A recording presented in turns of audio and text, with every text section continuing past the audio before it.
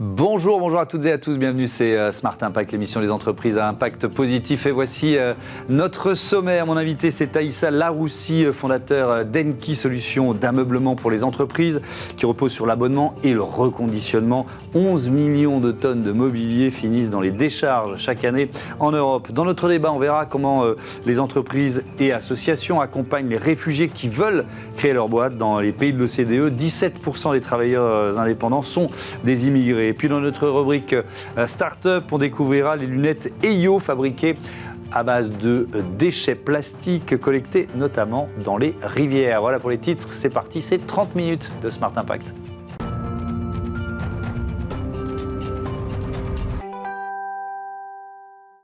L'invité de ce Smart Impact est avec nous au duplex, Taïssa Laroussi. Bonjour, bienvenue. Vous avez créé Enki en 2020. C'est quoi le modèle? C'est quoi le principe? Oui, bonjour. En fait, le principe d'Enki, c'est de remplacer finalement la possession par l'usage pour du mobilier B2B. Et donc l'idée, c'est qu'on vient proposer à des sociétés de mensualiser leur utilisation de mobilier professionnel. Donc c'est un modèle d'abonnement, une sorte de leasing, c'est ça? Exactement. Est-ce que c'est un modèle qui est duplicable dans d'autres secteurs? Probablement, oui. On voit pas mal de secteurs aujourd'hui qui migrent vers ce qu'on appelle un peu la subscription economy. Donc on loue de plus en plus, on paye pour l'usage plutôt que vraiment la possession. Et donc ça a pas mal d'avantages, notamment au niveau durabilité, où en fait on inverse un peu le système de pensée qu'on a eu pour ces quelques dernières années, qui est justement cette problématique d'obsolescence programmée. Où ici, en fait, l'idée, c'est vraiment de prolonger au maximum la durée de vie des produits, quoi. Prolonger la durée de vie des produits, passer de la possession à l'usage, avec évidemment un impact environnemental que l'on comprend. Ce chiffre, 11 millions de tonnes de mobilier par an finissent dans les décharges européennes. C'est un chiffre européen, ça représente 45 millions de pièces. C'est quoi? Est-ce que c'est un secteur gourmand en matières premières, le secteur du mobilier? Expliquez-nous. Oui, tout à fait. C'est clair qu'on utilise beaucoup de bois, beaucoup de métaux, etc. Donc c'est un secteur qui est à la fois gourmand en matières premières, mais qui, comme vous l'avez dit, aussi génère énormément de déchets. Et tout ça est évidemment lié à ce qu'on appelle le fast furniture, donc qui est vraiment ce mobilier qui n'est pas vraiment conçu pour durer. Donc aujourd'hui, on estime qu'en moyenne, le fast furniture, qui représente quand même une majorité du mobilier qui est utilisé aujourd'hui, a une durée de vie qui est de 3 à 5 ans maximum, alors qu'on sait que finalement des matières premières comme du bois et ainsi de suite, on pourrait les faire durer au moins 25 ans, voire plus, quoi. Et donc c'est vraiment ce que nous on essaie de faire ici avec Enki, et du coup ça a plusieurs avantages, à la fois au niveau du prix, puisque finalement si un meuble est conçu pour durer 20-25 ans et que du coup, il va avoir différentes utilisations. Donc peut-être qu'une entreprise va l'utiliser 5 ans, une autre encore 5 ans, et ainsi de suite. On va pouvoir à la fois réduire le coût et offrir plus de flexibilité, quoi. Mais ça veut dire que Enki, ça fonctionne comme une sorte de catalogue? Vous avez des marques partenaires? C'est ça. Donc on a des marques partenaires qui sont des fabricants européens qui donc ont, si vous voulez, des modèles de meubles qui sont vraiment conçus pour durer, qui sont réparables facilement, etc. Et l'idée, c'est comme je viens de l'expliquer, donc c'est que nous, on va vraiment partir sur du mobilier qu'on va faire durer très longtemps. Et donc à l'utilisation, peut-être que finalement, sur la durée de vie totale d'un meuble, qui disons est 25 ans, il peut y avoir 3 ou 4 utilisateurs différents. Et donc, c'est ces 4 utilisateurs qui vont se répartir le prix. Et donc, ça veut dire que le prix, déjà, va baisser fortement. Donc, ça veut dire qu'en 5 ans, on n'aura pas payé la valeur totale du meuble. On aura accès à un mobilier qui est de bien meilleure qualité, puisqu'on va partir sur quand même des matériaux comme du bois massif ou vraiment des choses qui sont très qualitatives et très durables. Et puis, ça va offrir plein de flexibilité, puisque ce modèle d'abonnement a aussi l'avantage de pouvoir faire évoluer son mobilier, de ne pas être confronté à devoir s'en débarrasser au bout d'un moment. C'est ce qui se passe malheureusement trop souvent, c'est que les plans changent et les besoins évoluent. Et donc du coup, on s'en débarrasse malheureusement trop facilement. Donc l'idée, c'est vraiment d'apporter ce changement-là. Donc nous, à long terme, on estime que il est possible qu'au moins 50% de l'utilisation professionnelle du mobilier passe sur un modèle comme ça d'abonnement, quoi. Mais aujourd'hui, c'est encore marginal d'une certaine façon. Et je rajoute à ma question, les marques qui sont vos partenaires, qu'est-ce qu'elles pèsent par rapport à cette fast furniture dont vous parliez tout à l'heure? On estime aujourd'hui que le fast furniture, c'est au moins 50 à 60% quand même, hein, donc c'est assez considérable. Et donc je pense que l'idée, c'est qu'avec des modèles comme nous, on va aussi faire évoluer la manière dont on fabrique le mobilier pour du mobilier de meilleure qualité, plus durable, etc. Donc je pense qu'on peut vraiment avoir une influence grâce à ce modèle sur la Pardon, conception. vous l'avez évoqué, mais ça suppose aussi une conception différente, une éco-conception du mobilier en question. C'est-à-dire que ces marques, elles ont elles aussi évolué ces dernières années? Oui, je pense qu'il y a une évolution du secteur tout entier. On le sait, il y a pas mal de pression, notamment au niveau des gouvernements. Bon, vous connaissez bien la loi AGEC en France, mais il y en a d'autres en Europe qui vont vraiment de plus en plus en fait forcer à la fois les consommateurs, mais aussi les fabricants dans leur processus de fabrication à créer des produits qui sont plus durables, qui sont plus facilement réparables, qui sont plus facilement démontables, etc., etc. Et donc aujourd'hui, on sent très fort cette évolution.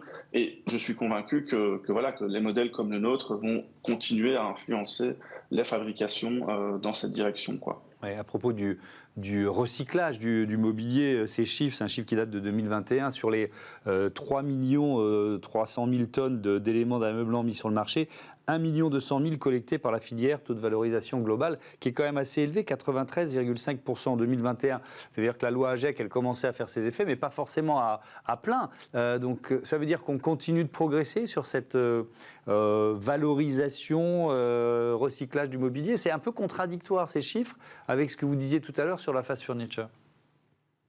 Oui, globalement, en tout cas en Europe, on parle de 3% seulement qui est recyclé donc de l'ensemble du parc mobilier. Donc je pense qu'on est encore loin d'un secteur qui est vraiment sain à ce niveau-là. Mais effectivement, il y a plein d'initiatives qui aujourd'hui participent à faire évoluer tout ça. Quand on parle de 1 200 000 tonnes collectées par la filière, valorisation globale, ça peut être quoi la valorisation? C'est peut-être pas forcément de réutiliser un meuble dans le cadre qui est le vôtre. Non, tout à fait. Donc, j'avoue, je ne connais pas exactement la source de ces chiffres pour vous répondre précisément, mais effectivement, j'ai de grands doutes qu'il y ait autant de mobilier qui soit du coup revalorisé. Ouais. Bon, à prendre avec des pincettes. Je reviens sur la législation. Vous avez parlé de la loi AGEC, anti-gaspi pour une économie circulaire. Il y a aussi une directive européenne qui est entrée en vigueur, qui s'applique étape par étape aux entreprises, depuis les très grandes jusqu'aux PME cotées. C'est évidemment la CSRD, le bilan extra-financier. Est-ce que vous voyez déjà un effet de ce nouveau règlement européen sur des grands groupes qui veulent finalement améliorer ce bilan extra-financier en justement passant d'un modèle d'achat à un modèle d'abonnement sur le mobilier? Ouais, alors peut-être pas tout de suite chez nous par rapport à l'abonnement. Par contre, ce qu'on constate, c'est que le secteur du mobilier de seconde main, spécifiquement sur le segment B2B, est en très forte accélération. Donc aujourd'hui, on dit que c'est 3 fois l'accélération du mobilier neuf, donc en B2B. Et c'est plus important également que le mobilier d'occasion pour le particulier, quoi. Donc on parle par exemple pour le particulier, on est à 5 à 6% de taux de croissance annuel donc de la seconde main, là où pour les entreprises aujourd'hui on est à du 9,1%. Donc ce qui veut dire qu'il y a un vrai effet des entreprises qui cherchent justement à réduire leur impact, notamment par le seconde main qui, je dirais, est un petit peu le premier réflexe, et c'est un marché qui est un peu plus mature par rapport à ce que nous on fait aujourd'hui. Mais donc voilà, donc il y a une vraie dynamique, il y a un vrai besoin. On le sent aussi auprès des architectes, parce que nous on travaille pas mal avec des architectes, des designers d'intérieur, qui nous demandent de plus en plus en fait de pouvoir réaliser des projets complètement à partir du mobilier de seconde main, quoi. Mais ça veut dire que la croissance du mobilier de seconde main, elle se situe où par rapport à la croissance du mobilier neuf? C'est 3 fois supérieur. Donc aujourd'hui le neuf c'est 3% à peu près, et on est à 9 sur du coup le mobilier de seconde main en B2B. Donc c'est vraiment, oui, en B2B, c'est important de le spécifier. Vous l'avez créé l'entreprise en 2020, on est bientôt à 5 ans d'existence. Vous en êtes où? Vous avez des ateliers de réparation? Comment vous fonctionnez? Alors pour l'instant, nous, on est surtout sur la partie donc abonnement. Donc on a mis à peu près 5 millions d'euros de valeur de mobilier jusqu'à présent, donc sur ces 5 ans. Et là, l'idée, c'est effectivement, on va élargir donc notre modèle, puisque jusqu'à présent, on faisait du mobilier neuf, donc de qualité, donc par abonnement. Et donc là, l'idée, c'est qu'on élargit effectivement notre business model au mobilier de seconde main, qu'on va reconditionner, parce que malheureusement, l'offre est il n'y a pas une offre aujourd'hui qui est suffisante pour servir donc ce besoin qui est grandissant, et surtout cette volonté des entreprises d'avoir des partenaires fiables et un large choix. Et donc notre objectif, c'est vraiment de répondre à cette demande. Et donc on compte ouvrir 2 ateliers de reconditionnement. Donc un premier proche de Paris et un deuxième à Londres pour démarrer.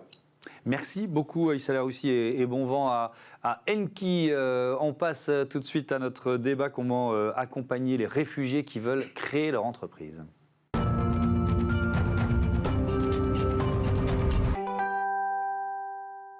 Le débat de ce Smart Impact, je présente tout de suite mes invités. Benoît Hamon, bonjour. Bonjour. Bienvenue le président de Singa, et Cécile Amia, bonjour. Bonjour. Bienvenue à vous aussi, vous êtes la fondatrice d'Easy Paper. Allez, rapido, question de présentation.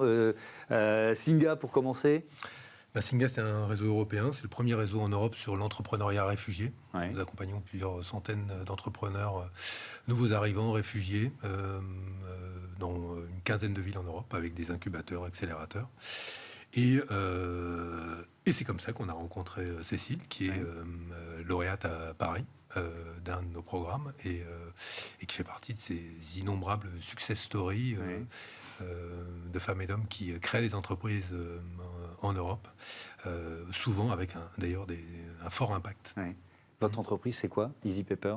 Alors oui, effectivement, donc moi je suis cofondatrice de Easy Paper. Ça fait depuis 2021 qu'on l'a créé. Easy Paper, c'est la première plateforme qui propose de simplifier les démarches d'intégration de collaborateurs internationaux en France. Donc nous, ce que nous proposons, c'est quelque chose d'assez simple. C'est simplement à des entreprises de pouvoir simplifier toutes les démarches d'intégration de leurs salariés internationaux. Et donc j'ai été très ravie d'être accompagnée par Singa dans le cadre du programme d'accélération de Singa Paris. Ouais. Vous auriez pu la créer, l'entreprise, sans Singa ou pas ? Alors, l'entreprise, elle était déjà créée lorsque j'intègre Singa, mais seulement, il faut avouer que le programme d'accélération, comme son nom l'indique, il a permis en fait d'accélérer le projet parce que Singa, c'est un écosystème assez international. Et donc, on a pu travailler avec les partenaires qui ont permis d'accélérer le projet. C'est quoi le modèle économique d'Easy Paper ? Alors, comment vous gagnez votre vie ? Très bonne question. Alors, nous, chez Easy Paper, le modèle économique, il est assez mixte. Donc, d'une part, on propose des abonnements qui vont permettre aux entreprises d'avoir un suivi sur le temps long de leurs salariés étrangers. Ce qu'il faut savoir, c'est que, en fait, pour une entreprise, il est très important de maîtriser les risques de non-conformité.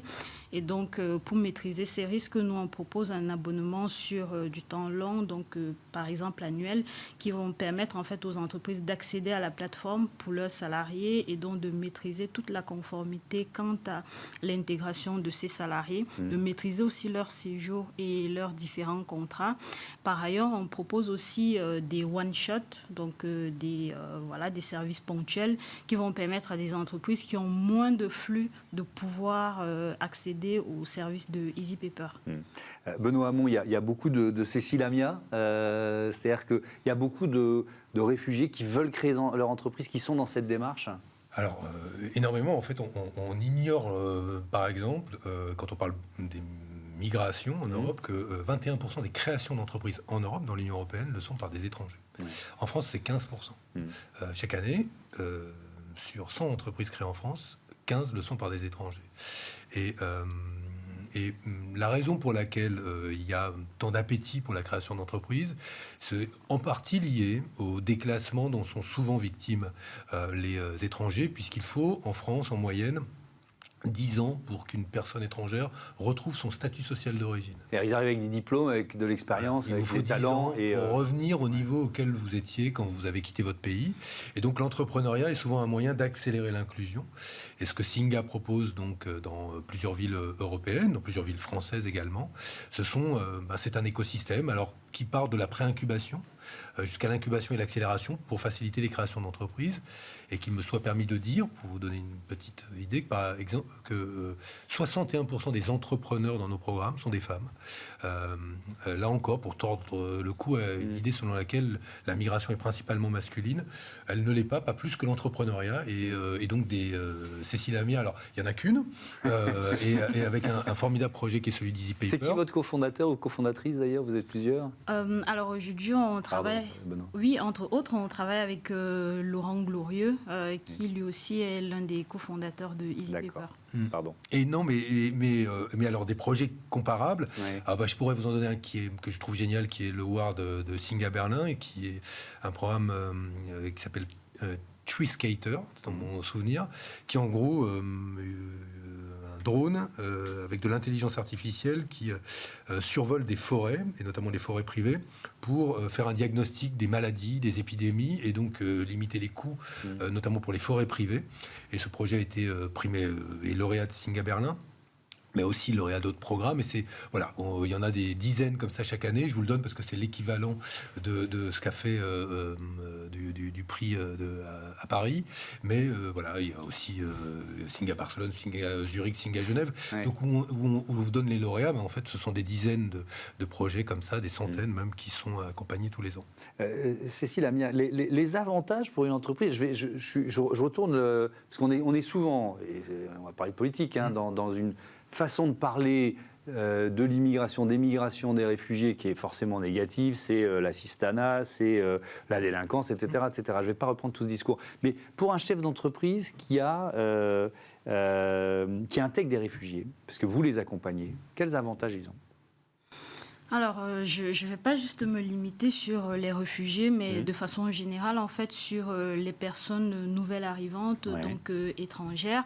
En fait, ce qu'il faut comprendre en termes d'avantages, il faut partir déjà un peu de l'historique. Moi, personnellement, quand j'arrive en France, en tant qu'étudiante de nationalité étrangère, je me rappelle que j'ai eu plein de refus de la part de responsables de ressources humaines qui n'arrivaient pas, en fait, à intégrer mon profil. J'avais parfois des mails du type « Écoutez, madame, votre profil est intéressant, mais on ne peut pas vous garder parce qu'on n'a pas de visibilité sur les démarches. » Donc, la vraie question que cela pose, en fait, c'est une question de compétitivité pour les entreprises, parce qu'on sait que la question de la diversité augmente en fait la compétitivité des entreprises. On sait aussi que d'autre part, pour les entreprises, comme je le disais tout à l'heure, il y a la question de la conformité. Aujourd'hui, recruter une personne étrangère et faire une seule petite erreur, ça coûte 30 000 €. Donc pour les entreprises, c'est quand même un vrai sujet. Ça, c'est un vrai frein. Voilà, c'est un vrai frein. Et donc, par exemple, on a aussi un autre point, c'est celui des métiers en tension. Donc aujourd'hui, on a beaucoup d'entreprises qui sont en tension en fait par rapport à la main-d'œuvre. Et donc, pour revenir en fait sur votre question concernant les avantages sont principalement non seulement de maîtriser sa conformité, mais aussi d'autre part en fait de pouvoir maîtriser l'intégration de personnes étrangères en amenant un plus de main-d'œuvre, en se positionnant en fait sur les talents internationaux et augmenter la compétitivité de l'entreprise. Vous êtes également président de SS France qui représente les entreprises, les associations de l'économie sociale et solidaire. Est-ce qu'elles sont naturellement plus présentes dans l'embauche d'arrivants, de personnes immigrées ou l'accompagnement de réfugiés qui veulent créer leur entreprise? Pas que ça les distingue sur ce terrain-là. En tout cas, ce que pointe le projet de Cécile Amia avec intelligence, c'est que il y a des besoins à la fois de main-d'œuvre, il y a des entreprises qui savent reconnaître des talents dont elles ont besoin dans leurs équipes parmi des candidats à l'embauche qui sont nouveaux arrivants. Mais il peut y avoir cette inquiétude liée à un environnement administratif qui peut apparaître hostile. Et qui apparaît d'autant plus hostile que le climat politique n'est pas très favorable. On y revient. Et donc, il y a des entrepreneurs qui peuvent hésiter et finalement choisir la solution à leurs yeux la plus facile, qui est de ne pas prendre une personne étrangère, alors que ce serait la solution la plus performante. Et c'est ça que résout Cécile, c'est qu'elle résout ce dilemme dans lequel sont un certain nombre d'entrepreneurs, et elle pointe qui est une réalité que nous on observe, mais le débat sur les migrations nous amène souvent à observer que des entrepreneurs ou des décideurs ne vont pas prendre la décision rationnelle. La décision rationnelle, c'est d'observer... C'est un débat sur lequel il n'y a rien de rationnel. Ouais, et justement, on a fait, je ne sais plus, 20 lois en 20 voilà, ans. Exactement. Vraiment, et on sait que quoi. plus une entreprise est diverse, plus elle innove, parce que la diversité amène à faire le pas de côté qui va amener à résoudre un problème qu'on n'arrivait pas à résoudre à équipe constante. On a des données sur lien entre diversité, compétitivité, performance, et pour autant, aujourd'hui, il y a toujours un frein, des résistances. Alors, qui nous amène à nous concentrer, c'est ça qui est formidable dans le projet de Cécile, à lever ces freins concrets. Et là, plutôt que de dire c'est bien d'embaucher quelqu'un qui est un nouvel arrivant, on va dire c'est possible et c'est facile. Ouais. Voilà, de le faire grâce à Cécile. Vous en êtes où aujourd'hui du développement d'Easy Paper ? Oui, alors en fait, après 2 années de recherche et développement, donc, on a pu lancer la première version de notre outil qui nous a permis à date d'accompagner un peu plus de 200 entreprises. Aujourd'hui, Easy Paper a accompagné 1300 profils internationaux vers la France qui représentent environ un gain en termes d'évitement d'amende de 39 millions d'euros. Donc ça, c'est un peu le stade auquel nous sommes aujourd'hui. Notre enjeu principal aujourd'hui, c'est d'aller beaucoup plus vite, de pouvoir accompagner à l'horizon 2028 10 000 profils internationaux. Donc voilà. Et alors, je rebondis sur ce que disait Benoît Hamon sur la part de femmes. Sur les personnes que vous accompagnez, il y a beaucoup de femmes ? Alors, effectivement, il y a pas mal de femmes. Donc, on va beaucoup plus retrouver des femmes parmi les personnes, par exemple, qui sont déjà sur le territoire. Je rappelle que notre accompagnement porte autant sur des personnes qui ne sont pas encore sur le territoire que des personnes qui sont déjà sur le territoire, qui rencontrent toutes, finalement, la même difficulté d'intégration. Donc, on va retrouver une part de femmes assez conséquente, par exemple, auprès des publics tels que les étudiants internationaux, ce qui était, par exemple, mon cas. Ensuite, on va retrouver un public de femmes aussi auprès, par exemple, de personnes qui sont des primo-arrivants, c'est-à-dire, par exemple, des ingénieurs qui vont arriver du Maghreb. On a de plus en plus des recrutements venant de femmes, par exemple, dans la tech, dans des environnements tels que la cybersécurité. Il y a de plus en plus de femmes, en fait, qui s'intéressent à ces métiers et qui vont venir de pays qui ont une main-d'œuvre dans ces différents domaines. Merci beaucoup. Merci à tous les deux d'être venus nous présenter Easy Paper et le travail de Singa. On passe à notre rubrique Startup tout de suite.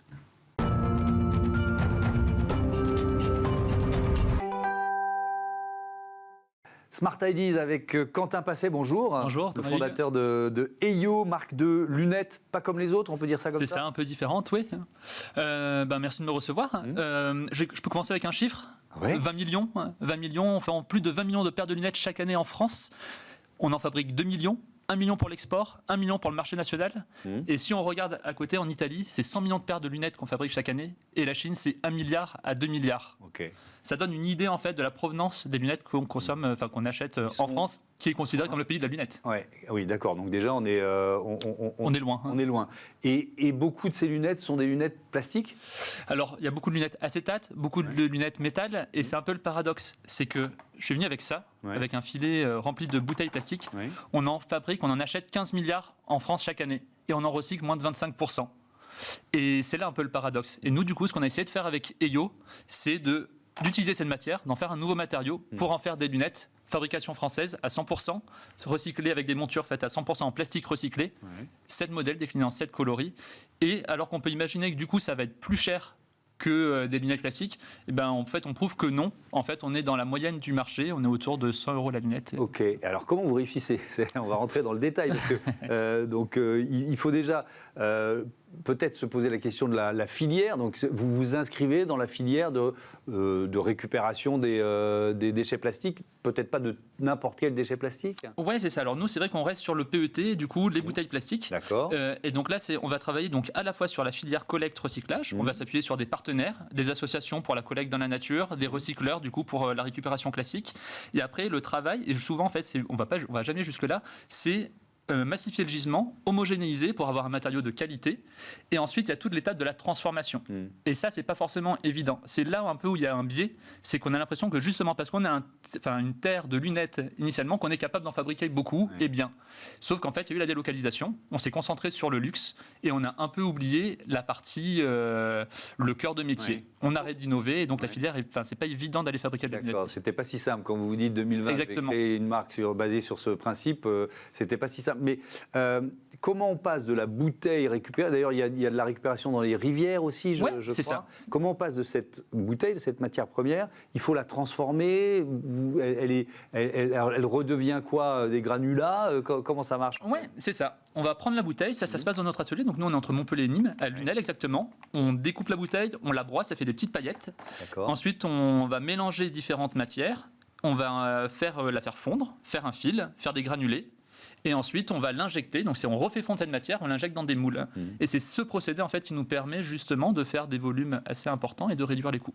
Comment vous arrivez à ce montant de, on va dire, la moyenne de 100 € la paire de lunettes, tout en fabriquant en France? C'est quoi? C'est parce que la matière première est moins chère? C'est quoi? Non, la matière première, elle est plus chère. Et c'est l'intérêt de la lunette, en fait. C'est que la lunette, c'est un produit léger qui permet de bien intégrer le coût, en fait, de limiter le coût, l'impact du coût en fait, de la matière sur le produit. Ensuite, ça va être de travailler sur de la moyenne série et c'est d'optimiser les différentes étapes, en fait. De s'inspirer de la grande série pour faire du moyenne mesure. D'accord. Et ça, c'est ce qui vous permet de tenir un... Exactement. Après, on optimise le procédé, la fabrication. L'assemblage se fait dans notre atelier à Lunel. Et du coup, c'est d'être efficace sur tous ces points-là. Je reviens au fabriqué en France. Est-ce que ça a été difficile de relever ce défi? Oui. En fait, je pense que j'étais un peu innocent quand j'ai lancé le projet. Je venais pas du tout du milieu. Moi, je suis du milieu de la chimie. Et je pensais que tout roulait. Je savais qu'il y avait des histoires de désindustrialisation, etc. Mais je ne pensais pas que c'était aussi intense. Il y a des choses qu'on découvre encore aujourd'hui. Et donc, trouver les bons interlocuteurs, avoir de la transparence sur les prix, sur comment c'est fait.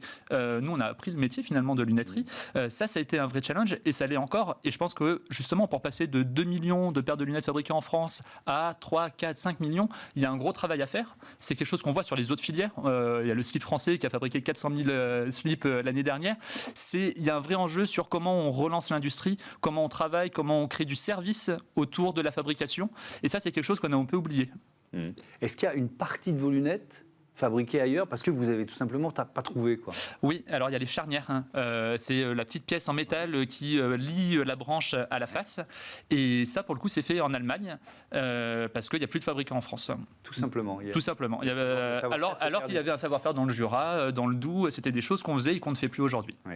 Merci beaucoup, Quentin Passet. Bon vent à EYO. Voilà, c'est la fin de ce numéro de Smart Impact. Je voudrais remercier Alexis Mathieu et Marie Billat qui programment et produisent cette émission, Ulysse Touré, le réalisateur, et Saïd Mamou, l'ingénieur du son. Belle journée et à très vite sur Be Smart for Change.